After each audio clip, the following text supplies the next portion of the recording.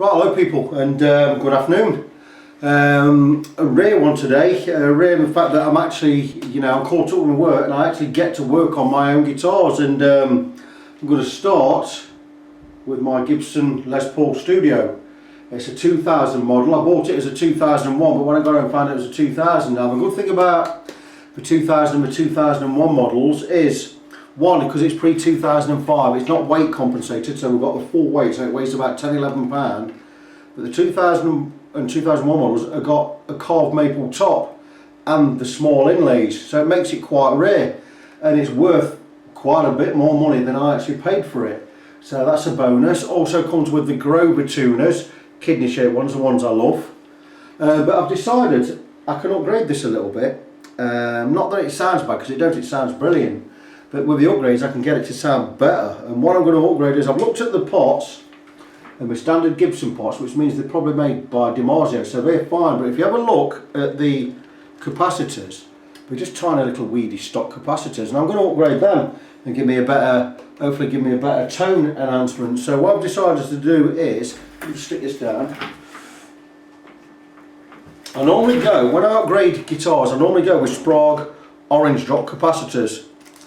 Fantastic tone upgrade, these. Not cheap but not expensive, and a very worthwhile upgrade. But I mean, the advantages they've got over these Mylar things is quite a big tone difference. But I came across last year some Mullard Mustard capacitors, and I've never used them. And these are, there you go, I'm going to go with these. And these are new old stock. By new old stock I mean they're brand new, they're not used, but they're from the 60s, so it's new old stock, and I've never tried them, so I'm going to go with those rather than orange drops and see what they're like. And I'm looking forward to doing that, and it's not going to make a massive difference, but it will make a bit of a difference, and it'll look neater. Plus I want to tidy up the wiring in that Les Paul anyway, because the neck pickup wire also fell off when I was tinkering with it about 10 minutes ago, so I'm going to go with that. And apart from that, I'm going to leave everything else. I'm going to leave everything else as stock. You've got a standard. I think you've got a 498T and a 490R pickup in there. They're both ceramic pickups, high output, very nice pickups. I considered swapping them out when I got the guitar, but plugged it in, never had to. It sounded fantastic. So I've realised that I am one for ceramic pickups to just give you that higher output associated with rock and metal, which really is my thing. But the thing is also, on a clean sound, not distorted sound, they clean up really well. So beautiful pickups, got to keep them in there, which brings me on to the next guitar. Now the next guitar is my Epiphone Explorer, which I bought to replace my very expensive Edwards Explorer, the one that sits in its case. And this is it.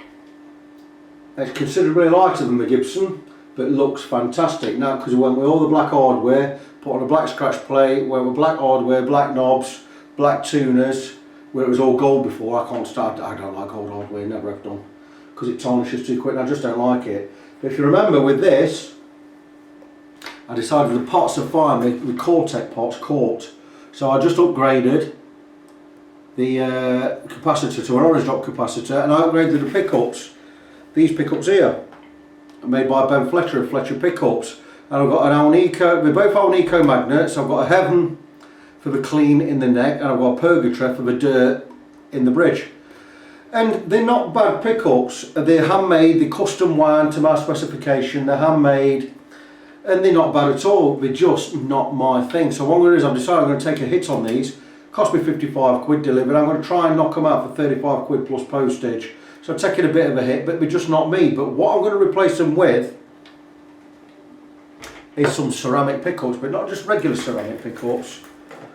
These are Gibson ceramic pickups, and you see I've got the two there. That's the bridge one, that's the neck one. This is a Gibson, it's a 500T ceramic high output, and we've got a 496R. That goes in the neck, that goes in the bridge. Brilliant pickups. They're about, I think they retail at 160 quid a pair. I got these for 80 quid. They're hardly used. Absolutely brilliant. The only downside with this is that's the way they go. Both the cream bobbins go in the same direction, and both the slugs, the main slugs are both the black ones, which means with these ones I had one built reverse, the slugs are there and the slugs are there, so I've got cream, cream, whereas on these I'm going to probably have to go cream to the centre there and cream to the outside there. We're going to be going the same direction. Not a big compromise, it's just I would have liked them to go the same as they are. So that's what I'm doing with that. All I'm doing with that is I'm swapping out, I'm going to clean the pots up, take the wires out, I'm going to put in new pickups in there. They'll both get set up, and I'm expecting big improvements, especially on this, on the pickups. Another thing I'd like to have done, these pickups, these pots are a bit scratchier, so I'd like to have replaced them, but the thing is I do have some pots to replace them with, but not better ones. I've got some CTS vintage pots with 450Gs which are brilliant.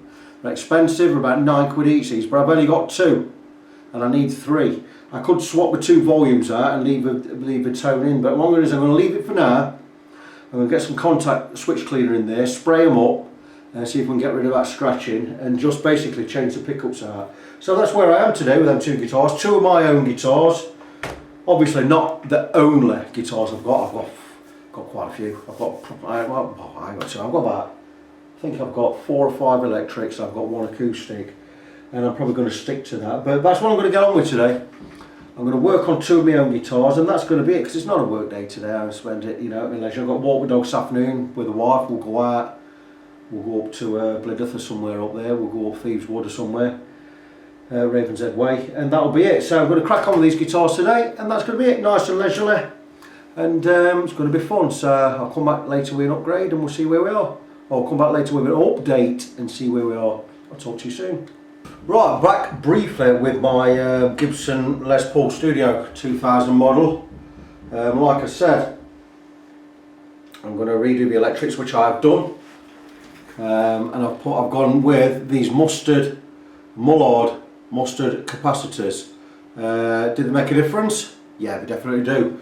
The guitar is really sharp and bright now, not too bright. Much better than, look at the crappy things that were originally in there. These are the originals. That's what was in there. Don't know what they are. Same value. A pair of them were in there. Not much cop. I'm not saying it makes a massive difference, because it doesn't make a massive difference. But you've got to admit, these look better. I've also just had a scoot around the wiring, soldered up some old wires, make sure they're all secure and everything. Quite a neat and tidy job in there.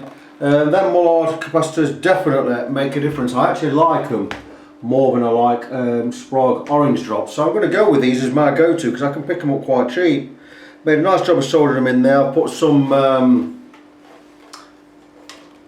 wire around the stems, around the lugs, so we don't short out on anything there. Nice, neat, tidy job.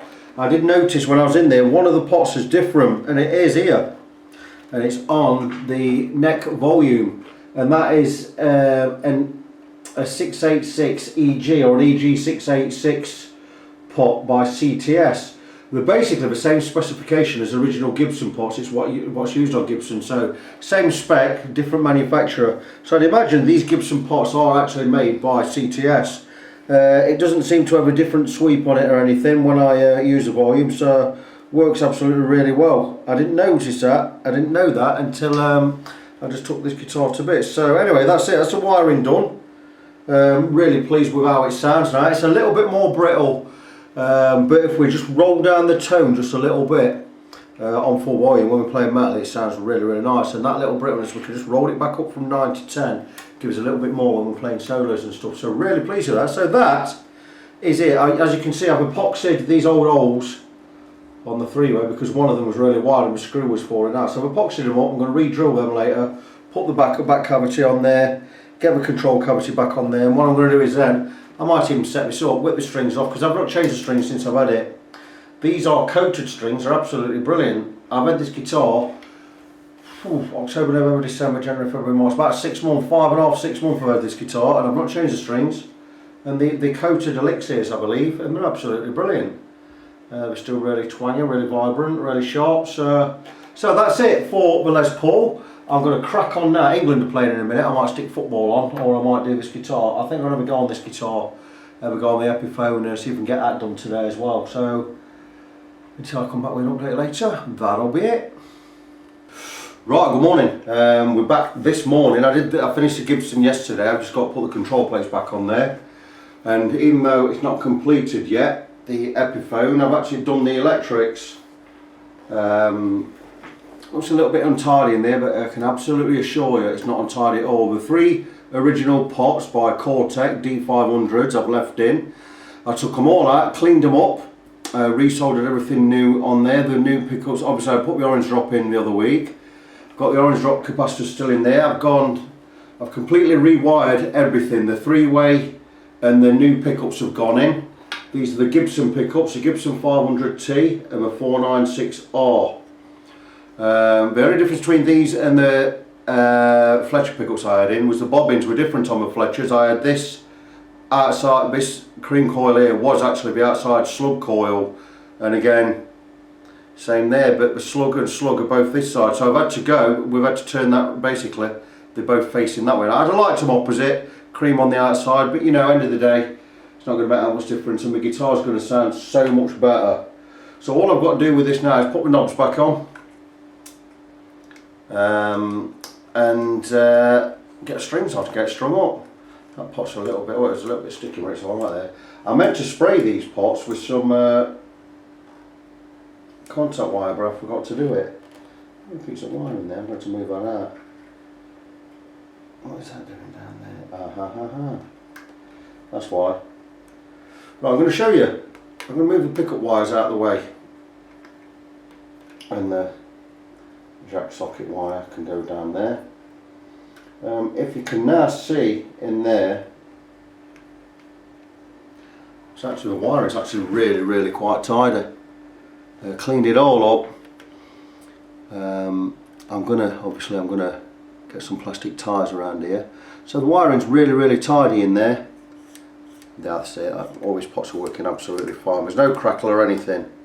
So what I'm going to do today with this is test the electrics are all working fine.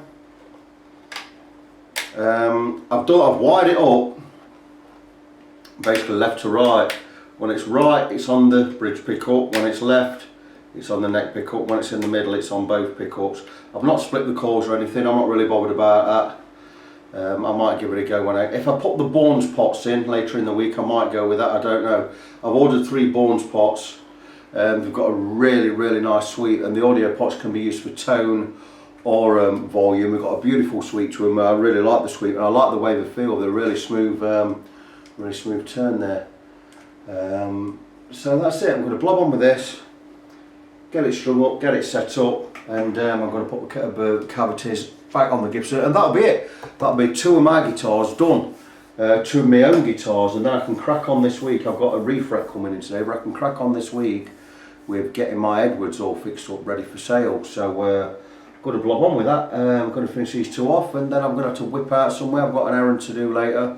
Got to nip to the church for a couple of hours, do a bit of work there, and come back and see what's what. So I'll get back to you later. Right, back with my Epiphone Explorer. Gothic, and it's not Gothic, it's a 58 Korina Explorer, made in Korea. You already know I upgraded all the hardware to black hardware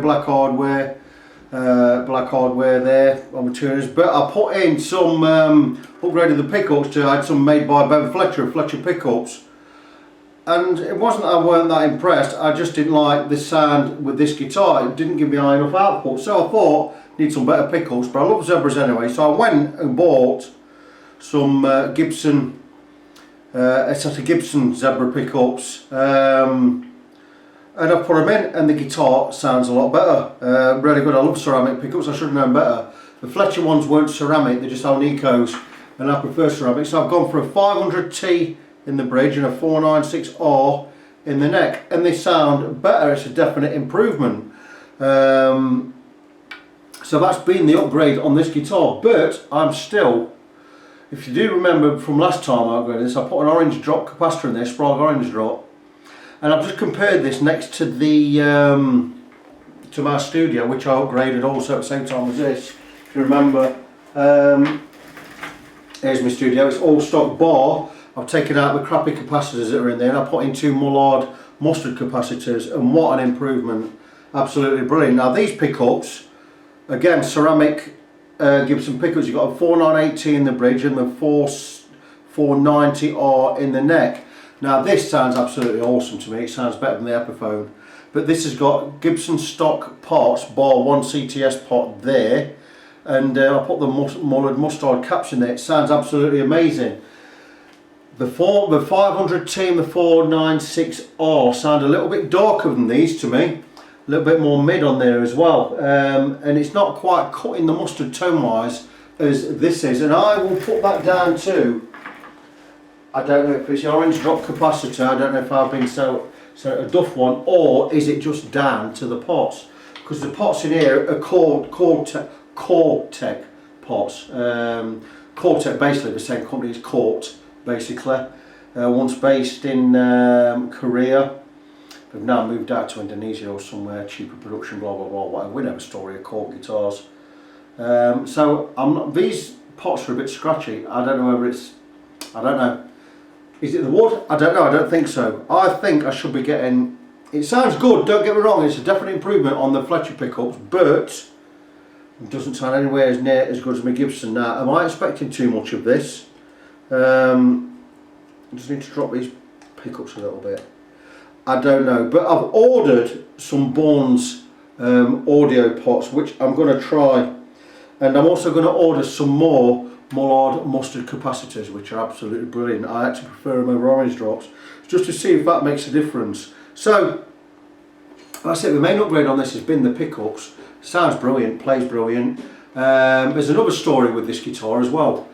I had a client, Andy Gillen from the band Palm Reader, and I did his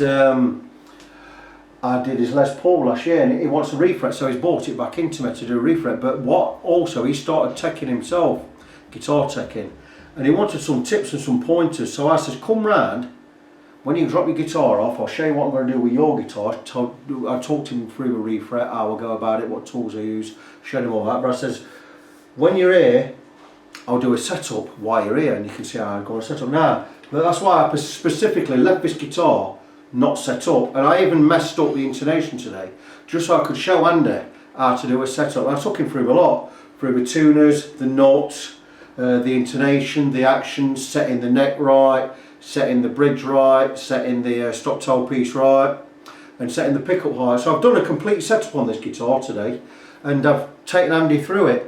So hopefully he's picked something up and he's learnt something today, and it's something he can take away, because I know he takes for people out in Nottingham and that, and it's not for his competition, because it's not, you know, we don't look at it like that.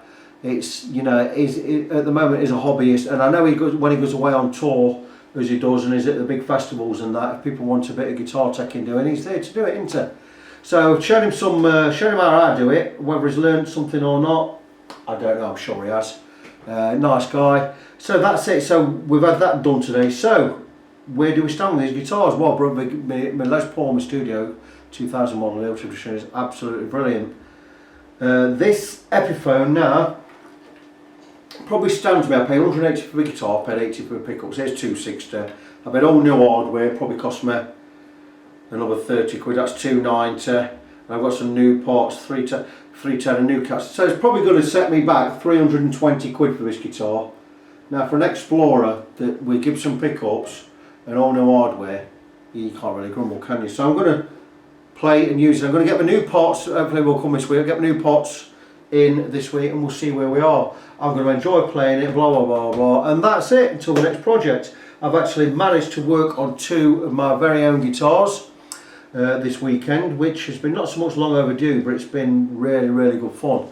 The Les Paul Studio sounds amazing. Who'd have thought it, 35 years as a player, and I've never had a Gibson. I said I'd never buy one. I went and bought one, and it's my favourite guitar. Sounds amazing, and it's all stock bar 1 pot and the capacitors. It just goes to show you, doesn't it? So I'm not going to be an anti-gear snob anymore, or I've been an anti-snob.